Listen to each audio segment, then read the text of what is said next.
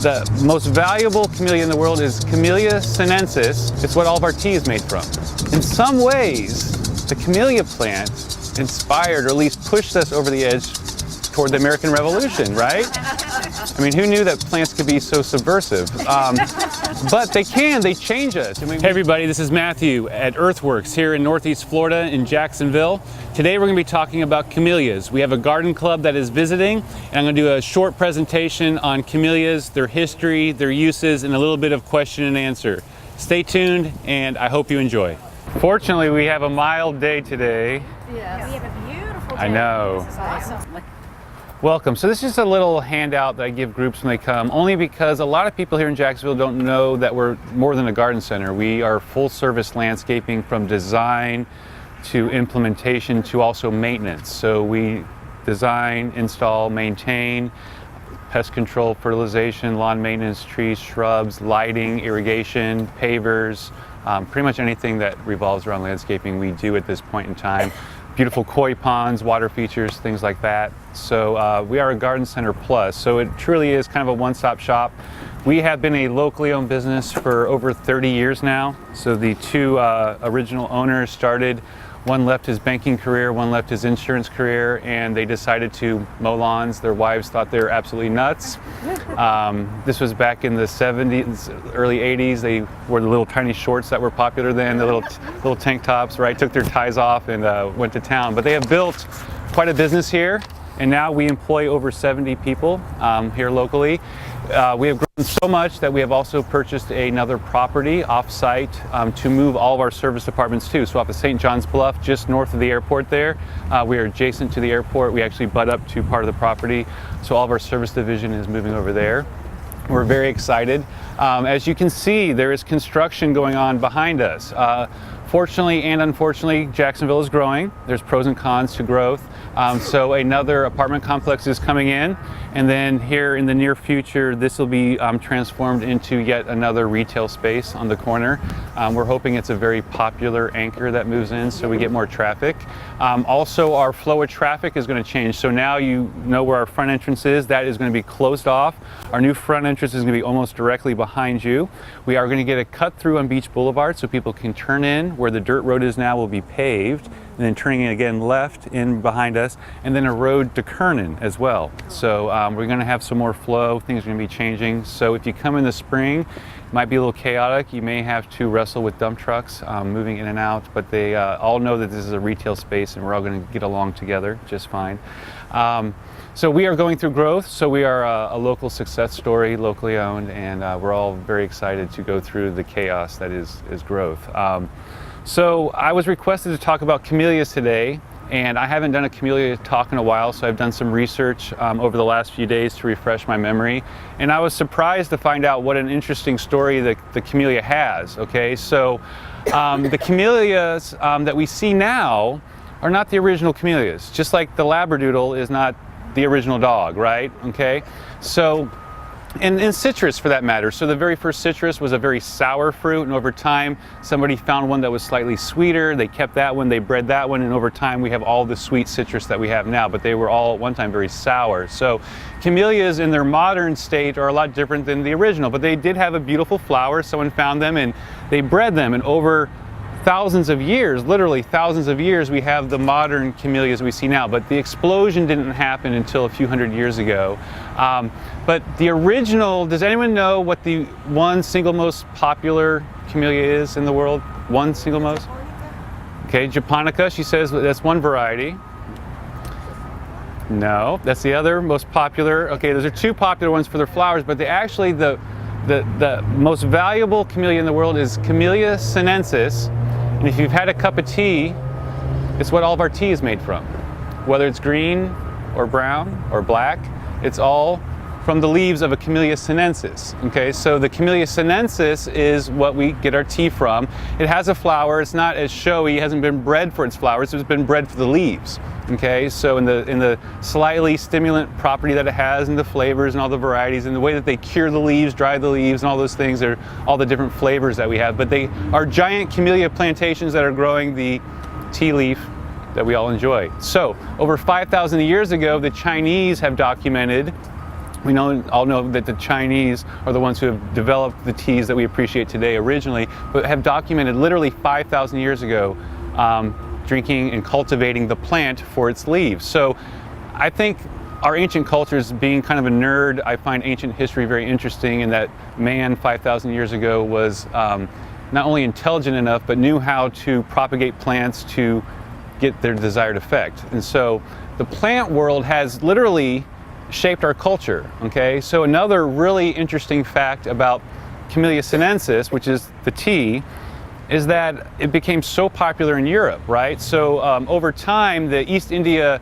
Trading Company was trading back and forth through Asia, India, okay, through the East and into the Orient, and they're finding all kinds of interesting things. And different kings throughout Europe were sending out what they called plant explorers, right?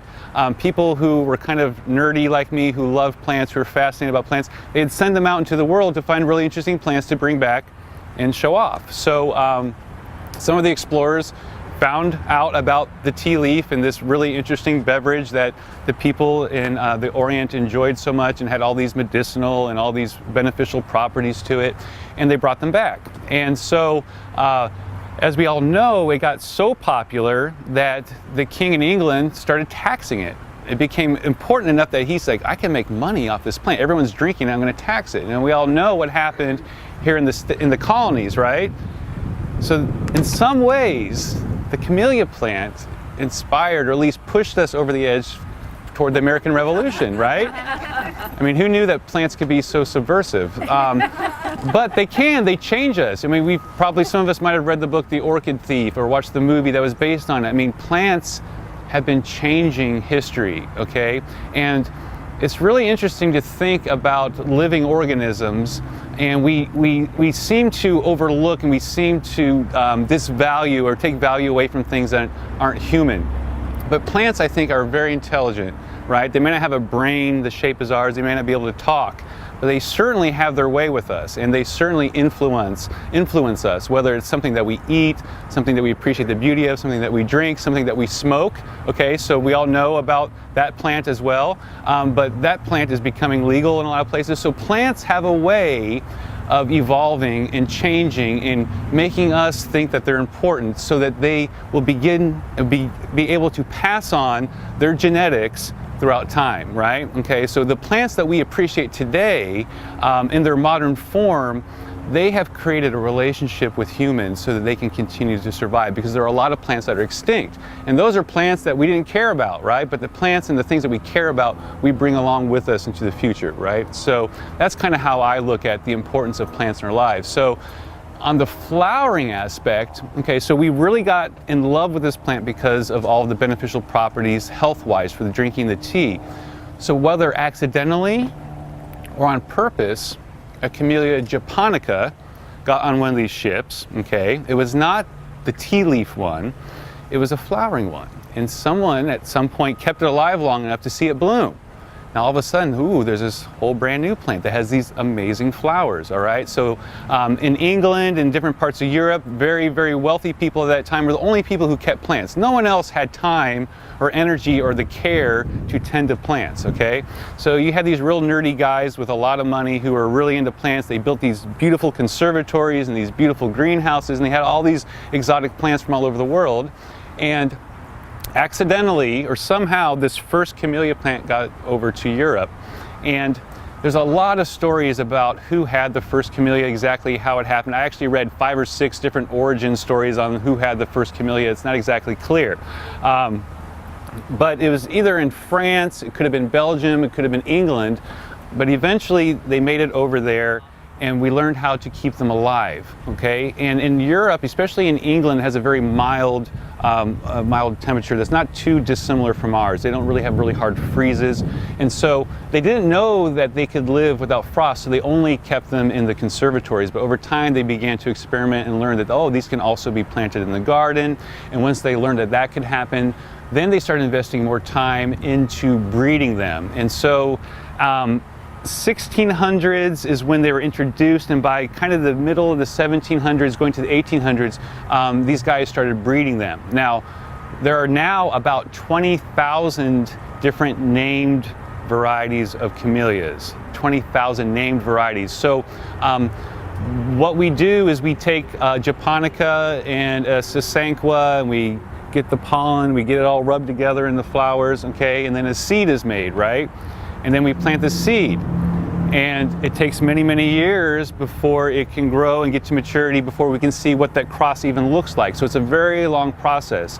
So being a slow grower makes it even a longer process before these guys could find out if they had a superior looking flower, if it would look exactly the same, maybe it was just slightly different. So maybe they started with a pink one, they crossed it with a white one, and then 7 years later or however many years later, they finally got to see after cross-pollinating that, oh, this one has pink with a little bit of white in the middle. And that was enough to be different. Okay, so that's a new variety, and then on and on and on and on and on and on. So it takes a lot of time, but over hundreds of years, we now have 20,000, or what did I say, 200? Yeah, 20,000 different name varieties. Now, the first one I found a document of that made it to the colonies here in the US was about 15 miles north of Charleston, South Carolina. There was a Frenchman who worked for Louis XVI. He was also one of those plant nerds that was sent out all over the world, and he brought a camellia to the southeast here. And there's a museum and a botanical area that's still open. I saw they opened at 9 o'clock this morning when I Googled it, called Middleton Place. Middleton Place, beautiful. Yeah, I haven't been there yet, but I'm going to make a trip now that I found out about it. So Middleton Place reportedly had the first camellia in the United States and also in our region. So it did so well there in the Charleston area because the climate is perfect for it that over time they created a really extensive camellia garden. And if you're there in the wintertime, you'd be able to see some of them blooming. And that was back in the 1700s. Now, the camellias come in about 5 different species. So we talked about the sinensis, which we get our tea from, which we all know. We know the japonica is one of the most beautiful flowering varieties, and the sinensis, okay? But we also have the oleifera, and I did not know this until a few weeks ago, but the oleifera we see in a lot of our cooking oils, believe it or not. Oleifera? Yes, oleifera, yes.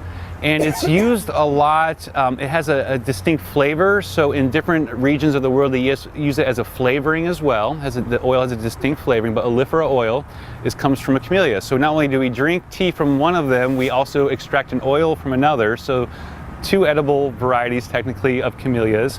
And then the chrysanthemum, which was newly and it wasn't clear whether, because it came from China, and the Chinese are very secretive about things, it wasn't clear whether this was a new variety that they discovered in the 80s or if it was just introduced to the rest of the world in the 80s. But the chrysanthemum in the 80s literally was a new variety that was introduced to the world, so very recently. So it is true, and if you're into the plant world, every once in a while, if you have your ear to the ground, you do hear that we still find new varieties of plants. So whether they found it in a remote mountainside or in a valley or something, I'm not sure, it wasn't clear, but it was introduced to the world in the 80s.